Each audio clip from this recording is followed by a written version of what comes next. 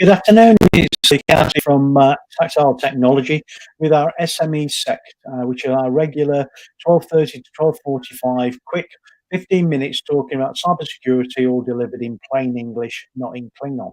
So what we're doing is talking about the mitre attack framework at the moment. So to be able to get into the minds of the hackers, you need to really understand what their process is.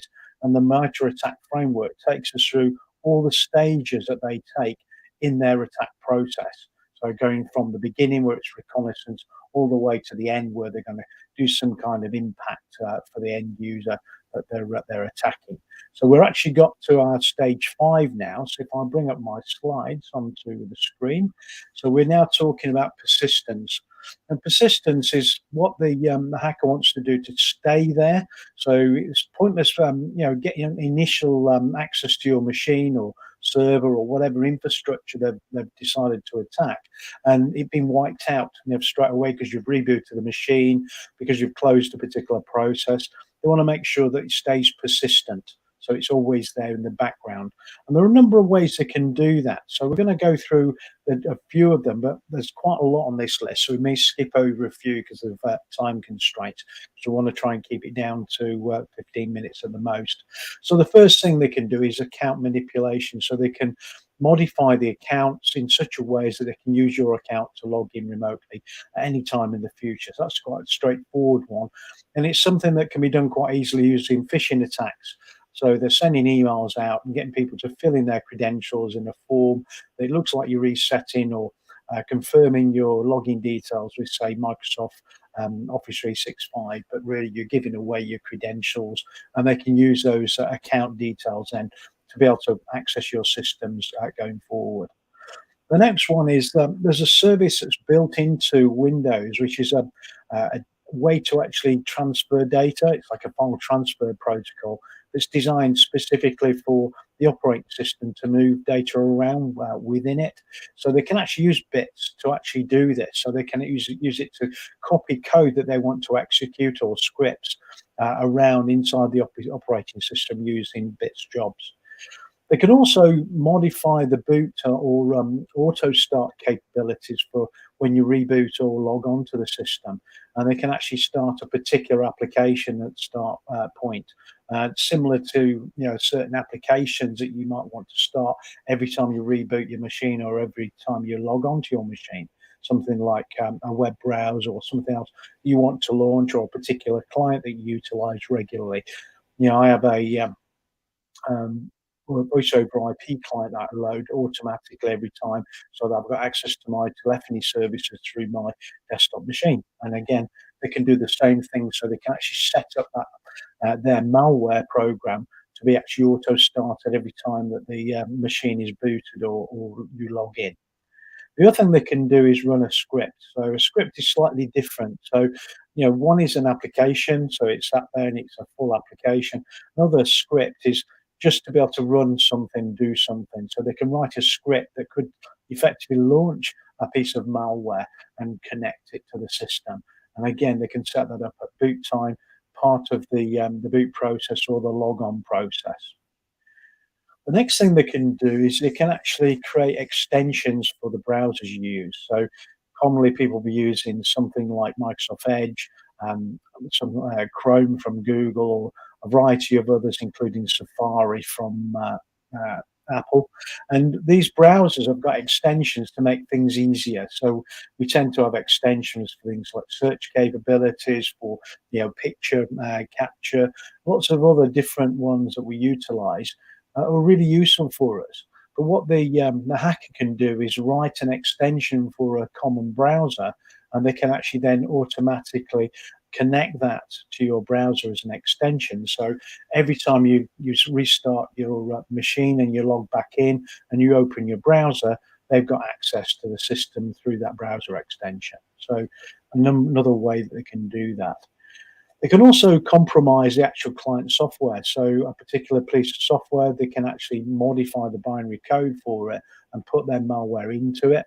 We talked about it the other day about how they actually got into one of the monitoring and management platforms called forgotten the name of it now. It's one of the common ones, but what they can do is modify some of the updates to get into the actual code. And once they're actually in the client application, every time that client application loads, effectively it's loading their malware. So again, they're becoming very persistent. They can actually create accounts, so they can create a local account for them to use themselves, or even a network account once they're there. But again, it's harder to do this because you can't actually see that. Your administrators might see a new account's been created and appeared on the system. But again, that's another option for them. They can actually create a system process. So part of the operating system, whether that's a Linux operating system or Windows, you can actually create system processes. So these things are effectively persistent in the background. They run all the time. So they can actually create a system process that utilizes their malware code as a process in there. And again, every time that the operating system starts or restarts, it's going to load in the background as a system process, so they've got access to the system persistently. They can also set what we call event triggers. So when particular things happen, it triggers the running of a particular task or a particular application. Again, to regularly restart their malware tools so they've always got access to the system. They can also use external remote services. So things like remote desktop, which is a common tool a lot of people use with Windows environments, to be able to get remotely access to a desktop environment. They can actually use that remote desktop service to actually access. And there are a number, as we talked about VNC and a few others the other day. They can also hijack what we call execution flow. So every time you start a particular application, there is like an execution flow. Certain things happen, loading particular libraries, and we talked about DLLs the other day. So dynamic link libraries. These are pieces of code that are part of the operating system, and we extend it when we actually install particular applications to put additional code libraries in there. The actual malware could be put into one of these libraries, and again, part of the execution flow for an application that you commonly use, that DLL can be added into that execution flow. So every time the application started, the malware started as well in the background. Also, what they can do is implement what we call an internal image. This is commonly more in an infrastructure type hack. So, if someone's hacked your Amazon Web Services environment and you're commonly using containers and Kubernetes, they can actually create an image in there, which is a container that's actually a malware container. And again, they can ensure that a malware container is always restarted on a regular basis, so they can actually get access to that environment as well. They can also modify authentication mechanisms. So there's two things here. They can actually, one, add in another stage into the authentication mechanism, which will start a piece of code. But what they also can do is change the authentication mechanism so it effectively hides a particular user account that they're utilizing, so it stops them having to authenticate that through that mechanism. They can also drop things into Office applications. Most people are utilizing something like Microsoft Office applications, so Word, Excel, a number of those. And part of those application suites, you can create what we call macros.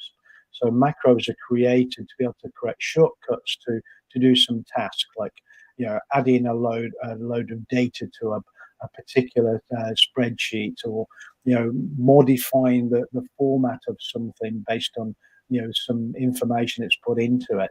But they can actually use those same macros to launch code. So they can actually use it every time you open Word, get that macro to effectively launch their malware in the background again. So they're hijacking the use of a particular productivity application that you use regularly every day to be able to launch that code. They can also schedule jobs or tasks. So depending on which environment you're on, Linux or a Windows environment, they can set up background jobs. In Linux, we have a thing called cron, and cron is an automation tool to be able to start jobs at particular times of the day and multiple times if you choose to.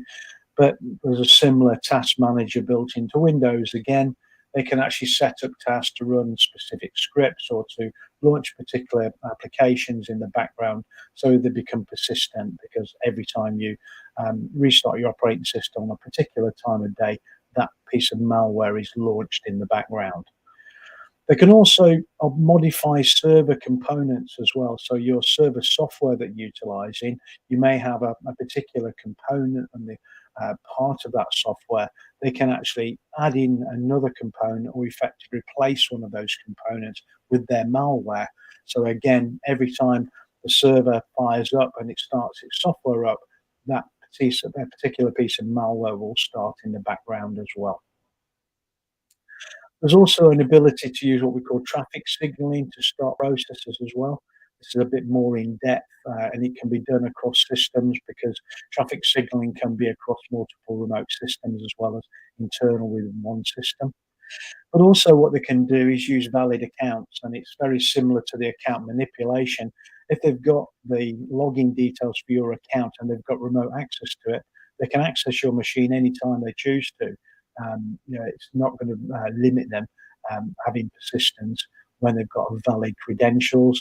And it's down to you then to one, protect it by ensuring those credentials are not easy to guess, or you've not put them into some kind of phishing attack to allow someone to get hold of those.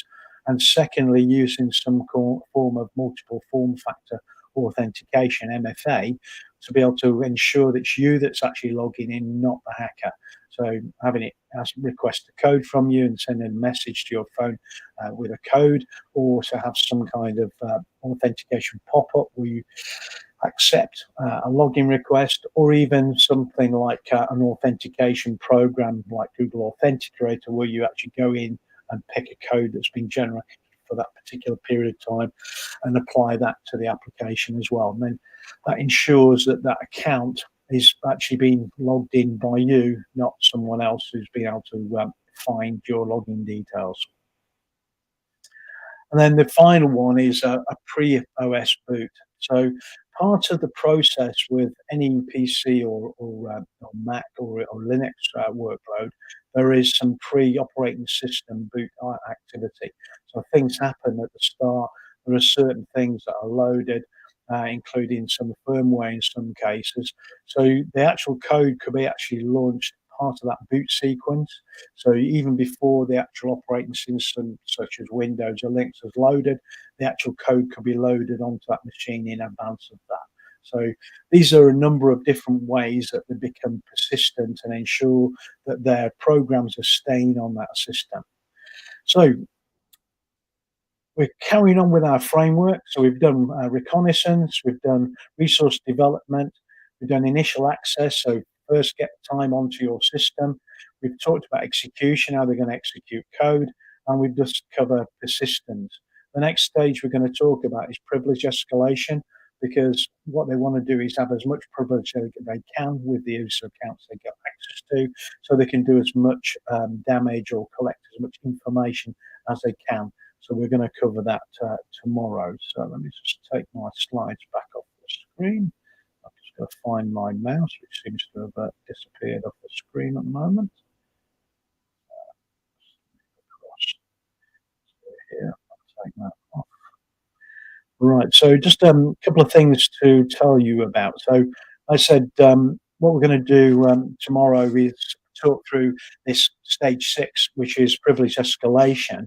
But also tomorrow we've got in the hot seat, which is a session where I go through and interview an individual that works in a particular business and talk about their journey through their career and their life. Starting out where they were born, where they were brought up, what they did at school, all the way through to what they're doing now and what led them to where they are at this point in time. So we've got Nick Hurd of Mood Design tomorrow at 2 p.m. So please join us for that as well. Also this week on Wednesday, we've got a cybersecurity session.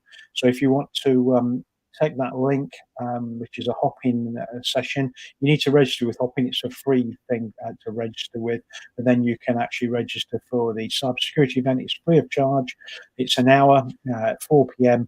where we're going to go through the current threat landscape. That's Pete Rusinski and myself Pete Wasinski runs Assure Technical, so they focus purely around protection against cybersecurity threat and also certification. So that puts Pete in a great position to be able to go through the certification partnerships.